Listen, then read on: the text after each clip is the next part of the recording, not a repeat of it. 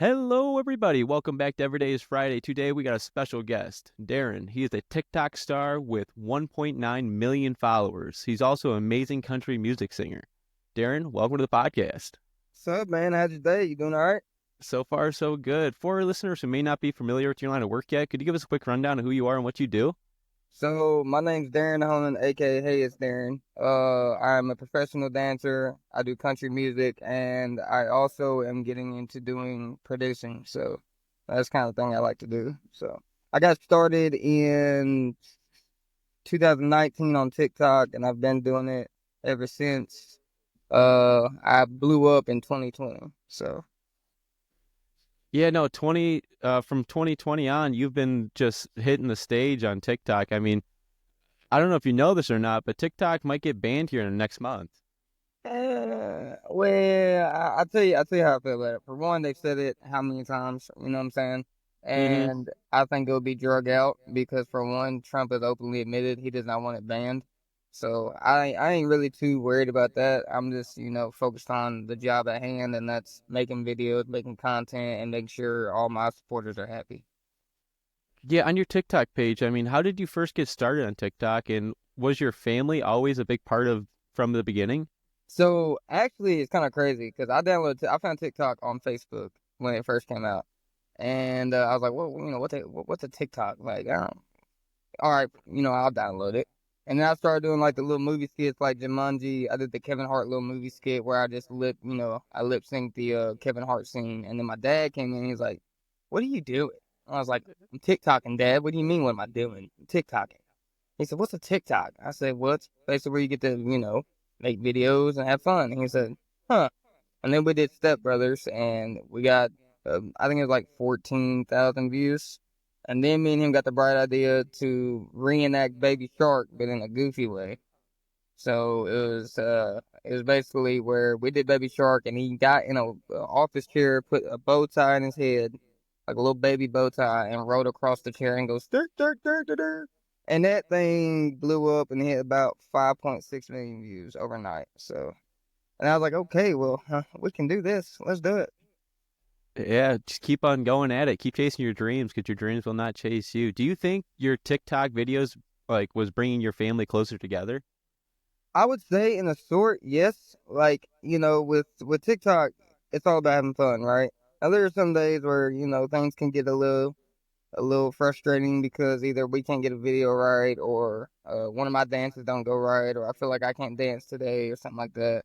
There's frustration in it and there's a lot of weight when it comes with TikTok because you gotta think you have so many people looking up to you, and I'm just a man from a small town. You know what I'm saying? I came from nothing.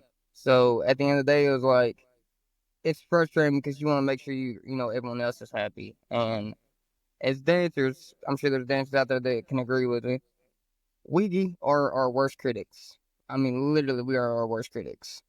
Like my wife always says, "Man, it's good," and I'll be like, "Nah, that's trash." Like, nah, I can't post this. Nah.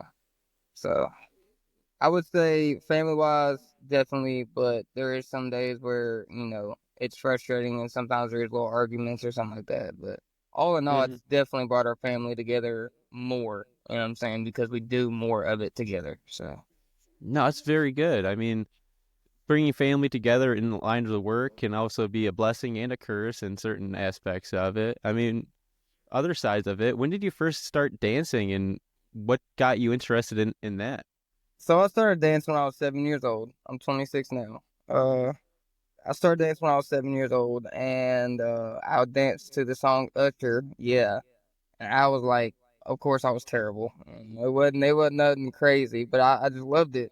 And then I kind of got away from it. I'd always dance here and there, like at eighth grade dance parties or something like that. But I never really took it serious until about around 2018. I did my first dance video. It was in Chick-fil-A parking lot. I was working at Chick-fil-A. And I did my first dance video to Bryson Tiller Don't. And then I went home and I was scrolling on YouTube and I found these people called the Lay Twins. I was like, man, it'd be cool to dance like that. So I was like, I'm gonna try it. So I just put on YouTube videos I just watched and I tried to mimic. And 17 years later, after working, I mean, I lab every day. And if so, lab is basically you get in and you put your phone up in the living room and you just dance and you go and you study over the moves you need to work on or something like that. And I spent 17 years sweating 8 hours a day dancing and finally just trying to perfect my craft. And it's always been a passion for me. It's dancing is an art. A lot of people think it's just for fun, but no, it's really an art to show your emotion and to show to express your feelings. And I think that's the most important thing about dancing. I love that. I mean, what's your favorite style of dancing? I'm a freestylist. I don't really have a style. I do like crump and I do like animation, but it's like I don't know. I just freestyle. You know, sometimes I crump, sometimes I animate.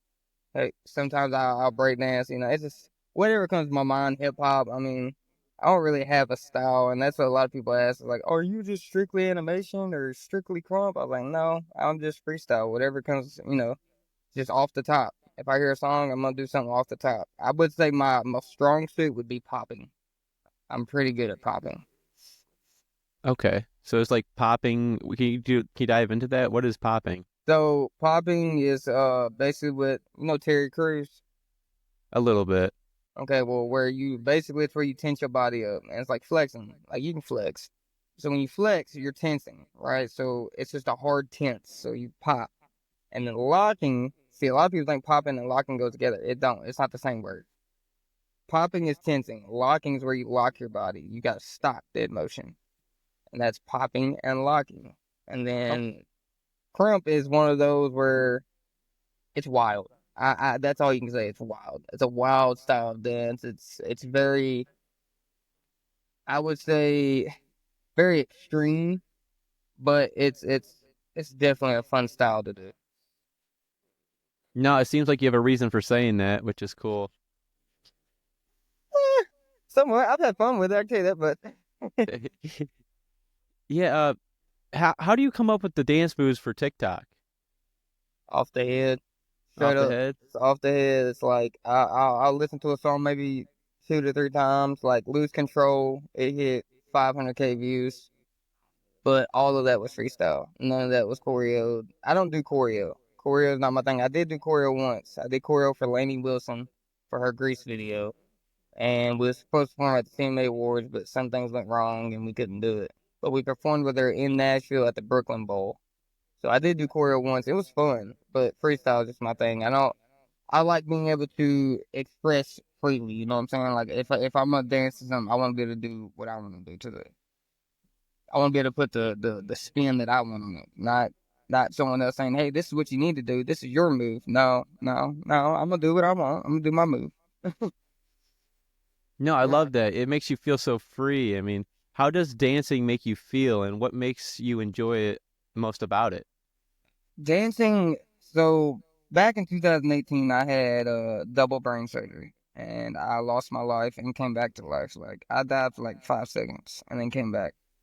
And dancing was literally all I had, you know. And anytime I got upset or anytime, you know, I ever got into a rough place, I just go dance. And I think dancing is just a form of, in my mind, it's peace, right? When I dance, I'm at peace. When I dance, I'm happy. Because I'm releasing all that energy that I have inside, and it just after you're done, yeah, you're not getting up. You're going to sleep for a couple of days, and then you know, but it's peaceful, man. It's kind of like music, right? You put a song out, put your heart into it, and it's just peace at mind, knowing that you know you expressed your feelings, and they're when you express bad feelings, you know those bad feelings are gone. You just let them all out. There's no need to you know, harness on or anything like that. So I use dancing as basically to express my feelings and be at peace. Okay, that's really cool. I mean, when did you first start getting into doing the music aspect of things also? I got tricked into doing that actually. So my wife tricked me for one. I would always, you know, mess around. My dad was a rock star. His name's Big Fat on TikTok. He was a rock star. Before he did TikTok, he was actually on Z975 The River. He performed with Creed. He performed with Sick Puppies. I mean, he did all that. And like I always was just like in my mind, I was like, man, I wish I could do that. Like be a rock star, you know. I want to be just like him. And like I was, of course, I was like, I ain't never gonna be singing though.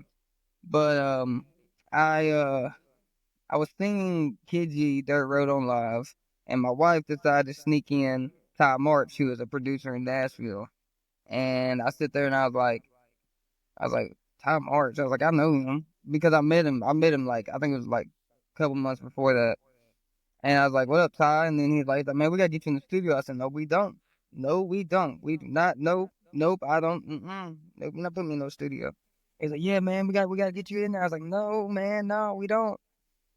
And the next day, my wife was like, "Hey, I need to go to Nashville. We need to go to my friend's house. I gotta pick up some things." I was like, "Okay, well, I'll go with you. Nashville is pretty far, and I don't want you to drive by yourself."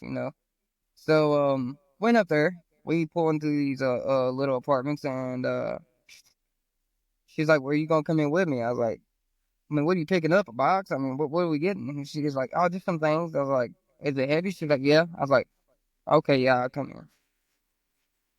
I get up there and Tom Mark answers the door and says, "You ready to get in the studio?" I said, "What? No." Therefore, that day, A Man's Pride was made and we released it. What was it in? I think October, but October. A Man's Pride came out of last year. So yeah, I got tricked. And then like after I did, I was like, man, I was like, this is fun. I'm gonna keep doing it. So I'll be releasing music here soon. Again, we took a little break because it's expensive for one, but for two, it's just I got a busy schedule. I mean, I'm always doing something, so it's like it's so hard to fit it in. But I'll be back in the studio soon. No, you should go back into the studio. I mean, what made you choose country music over other kinds of music? I grew up country. And a lot of people don't know that. A lot of people don't know that. I live in the country still to this day. A lot of people don't know that I was actually a kid whose nickname was Frog. Okay. My pa called me Frog Daddy because when I was born, my belly pooped out like a bullfrog. So he thought it'd be right to call me Frog. And I would always bullfrog hunt. I'd jump into a pond, muddy, all get out and grab the biggest bullfrog I could. And I would ride horses, four wheelers. I mean, I was country, and I grew up listening to George Strait, Alan Jackson, Merle Haggard. I mean, all the legends, George Jones. Country's always been in me. It's never going to disappear. That's why I made the song Country with Some Seasoning because people were sitting there saying, "Oh, you wear Jordans and you don't wear cowboy hats and Wrangler jeans." First of all, country is not what you wear. Okay, country comes from your roots and how you were raised. And I firmly believe that a lot of people think that if you put on cowboy boots and a cowboy hat, you're certified country, and that's not what that means at all. You can wear Jordans and still be country. I don't, Morgan Wallen does it. So No, yeah, I resonate with that. Yeah, what do you hope people feel or think about like when they listen to your music? oh, what should they feel? I hope my main thing is that they can relate, right? Uh, it's such a special thing when you do a song, and a lot of people will key on trying to get do songs that people can relate to. Heartbreak, number one, right? Everyone can relate to a heartbreak. So 9 times out of 10 in the country industry, you won't see a lot of people do love songs. They'll do heartbreaks because Hmm. everyone has had their heartbreak. You've had your heartbreak. I've had my heartbreak. Everyone. So it's like key in on that because people can, they might be going through a heartbreak right now, and then you release that song, and that's their favorite song. So it's like I would say just hopefully, relating to the song because I know a lot of people go through things in life, whether it's depression, anxiety, heartbreak, suicidal thoughts, anything like that. I think music is the most powerful thing in the world when it comes to helping people through things. No, it's a great point. I love your music video, by the way. I think you did a really awesome job on it. Which one? Country with some seasoning? Yeah. I don't know. The knockout was the highlight. The knockout was the highlight. It was actually it turned out better than what I expected, honestly. It was a long day. I think we shot for what, 6 hours? We did 6 hours, and it was like 90 degrees outside, and it was my like second time doing a music video. And I mean, I was nervous, yes, but I was just like, I want it to be perfect. I want it to be. I want people to know my roots. And I think I did, pretty well showing where I came from because obviously it ain't what people thought it was. I'm obviously, not that person that people think I am. So I want to turn tables a little bit here. I know you're passionate about being married. What's your favorite thing about being married? Being married, it's a special thing, man. You know, when you form a bond with that one person, you know that bond can't be broken, no matter what what tries to come between it or anything like that. You know, it's so special to be married to your best friend. You know, because at the end of the day, when you have that person to lean on, and we tell each other all the time, you know, fights are gonna happen, but fights is what make us stronger. You know. So, like, at the end of the day, being married is probably, it's important. It really is, you know, because when you're having those down spirals or you're going through it, you can lean on that person and she'll be there for you no matter what, or I'll be there for her no matter what. I think I think my most favorite thing would be the bond. Definitely the bond. It's a really good point, being there for your other half. I mean, what's the best advice you ever received about marriage? Um, Stick through it, get through it. Don't give up. You know, you have each other. That's all that matters. And I'd say I think the best thing I got was act your age. That's that's the best one I've gotten so far. Act your age, because when marriage couples get into fights, they start to turn into little bratty teens. So Okay, so maybe that's some of the keys to a strong marriage. now key to a strong marriage for one is loyalty, Okay. two is honesty, and three is true love. And true love comes, you know, with that means, you know, you're willing to put up with their bull crap no matter what, and they're willing to put up with yours. Nothing can break y'all. You know, it's ride or die. But the most important thing of all would have to be communication. If you don't have communication in a relationship, you're done for. Because that's the most important thing. If you can't talk to each other and talk your problems out, it's toxic. You know, it won't work. Well, you're a busy man, Darren. I appreciate you for being on the show. This is Every Of Day is course. Friday. Go chase your dreams, because your dreams will not chase you. Got anything else for the listeners? Tune in. Tune in. We got lots of activities coming up. More videos coming. I got a lot more dance videos coming. I'm actually in a dance competition right now called The Move. I'm in the finalists, so excited about that. And new music coming soon. So yeah. No, it's been amazing hear about your journey, your family, and TikTok, and everything you're chasing. I mean, continue to chase your dreams, because your dreams will not chase you. This is Every Day is Friday, and until next time. Hey, everybody. This is Matty B43 here. If you want to help support the channel, head over to the Etsy shop down below in the description. Every purchase helps us keeps this channel strong. Also, don't forget to check out my music, Halo, My City, under the name Matty B43, available now. Here on Every Day is Friday, we dive into the experiences and stories from people from all walks of life. If it's about the real conversations or powerful journeys, hit the link down below. Listen to the music, stay tuned. Now, let's get started. Every single day.